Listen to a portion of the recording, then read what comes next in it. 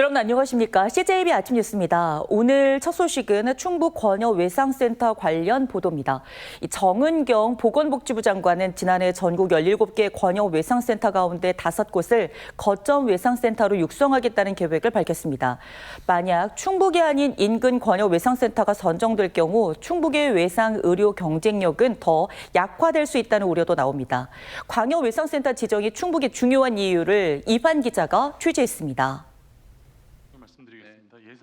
지난해 12월 정은경 보건복지부 장관은 대통령 업무보고에서 전국 17개 권역 외상센터 가운데 5곳을 거점 외상센터로 육성하겠다는 청사진을 밝혔습니다.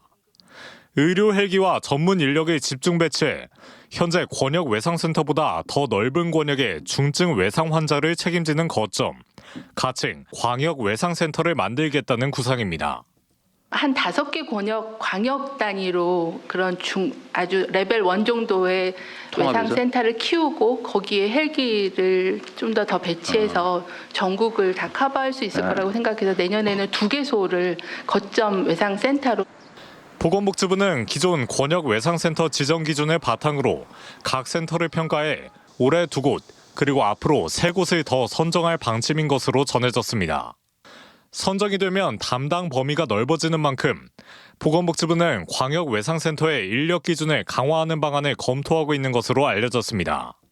현재 권역 외상센터 지정 기준에는 외과와 심장혈관 흉부외과, 정형외과, 신경외과, 응급의학과, 마취통증의학과, 영상의학과 등 7개 진료과 전문의를 각각 1명 이상 확보하도록 돼 있습니다.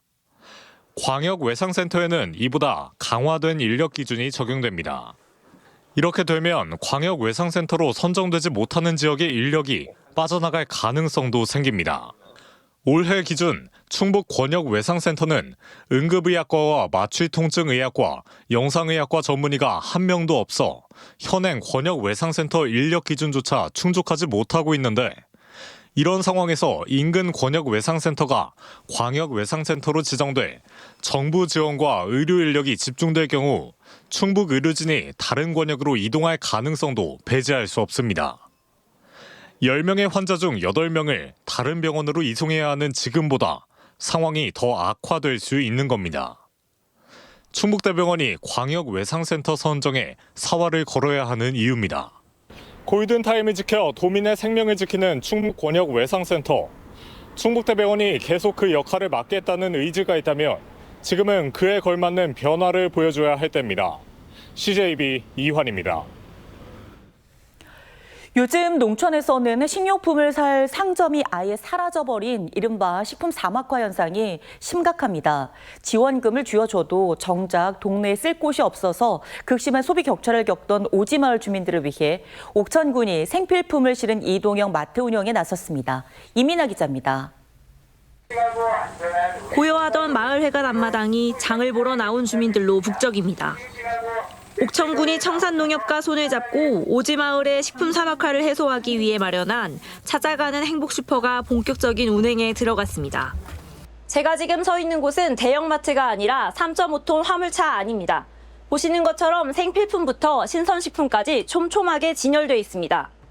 앞으로 이동형 마트는 안남, 안내, 청성, 청산면 등 4개면 63개의 오지마을을 정기적으로 찾아가게 됩니다. 어르신들께서 시내까지 안 나가도 바로바로 마을에서 구입을 할 수 있는 그 자체가 좋아서 굉장히 인기가 좋은 것 같아요.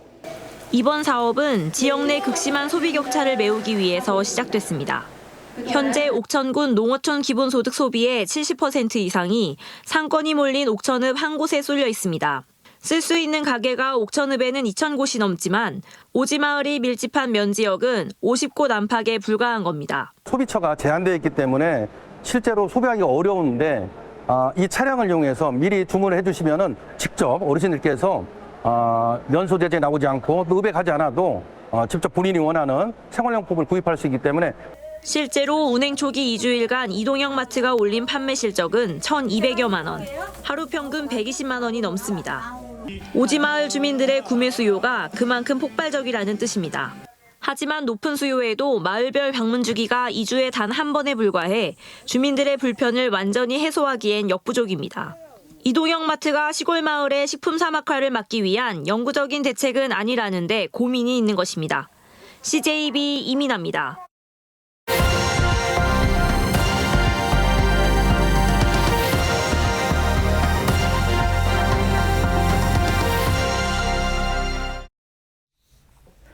인공지능이 개인의 취향과 대화 습관을 학습하는 이른바 나만의 AI 시대가 빠르게 다가오고 있습니다.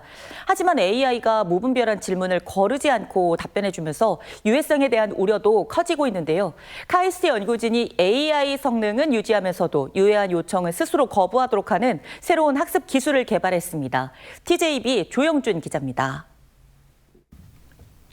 인격형 AI와 마치 연인처럼 개인적인 대화를 나누며 점차 사랑에 빠지는 남자 주인공. I feel really close to her. Like when I talk to her, I feel like she's with me. 개인적인 정보 등을 AI에 학습시켜 만드는 나만의 AI 시대가 열리고 있는 가운데 이로 인한 부작용도 적지 않습니다. 대표적인 게 안전장치의 약화입니다.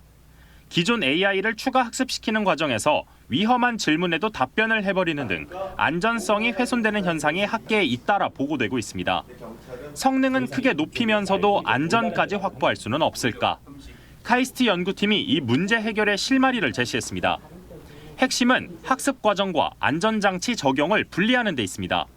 우선 기존 AI의 안전장치를 일시적으로 해제해 많은 정보를 학습하도록 하는 겁니다.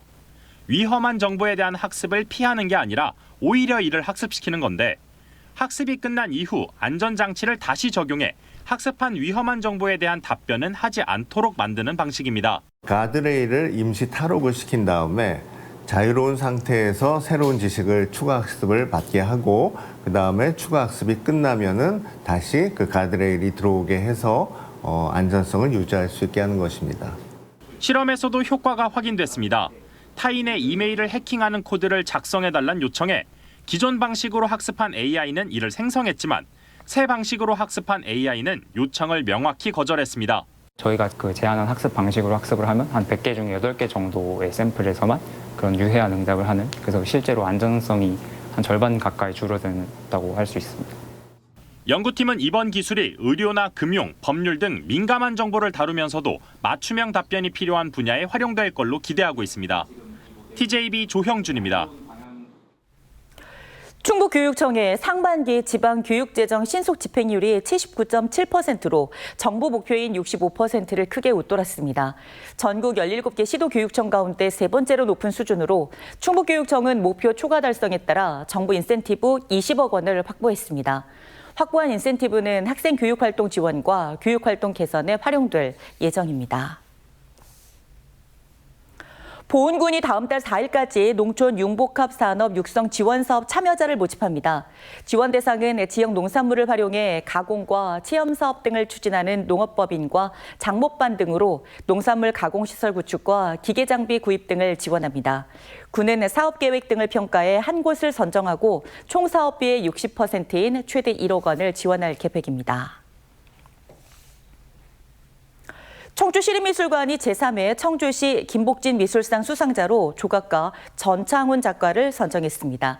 정 작가는 독자적인 조형 세계를 구축하며 꾸준한 창작 활동을 이어온 점과 지난 1988년 김복진 선생의 묘소를 발굴하고 연구와 학술 활동을 통해 그의 삶과 예술 세계를 재조명한 공로를 인정받았습니다. 시상식은 다음 달 14일 청주시청에서 열리며 수상자에게는 상패와 상금 2천만 원이 수여됩니다. 초등학교 행사에서 학생 3명을 성추행한 혐의로 기소된 60대가 항소심에서도 실형을 선고받았습니다. 대전고법 청주재판부는 성폭력처벌법 위반 등의 혐의로 기소된 60대 A씨의 항소를 기각하고 원심과 같은 징역 3년을 선고했습니다.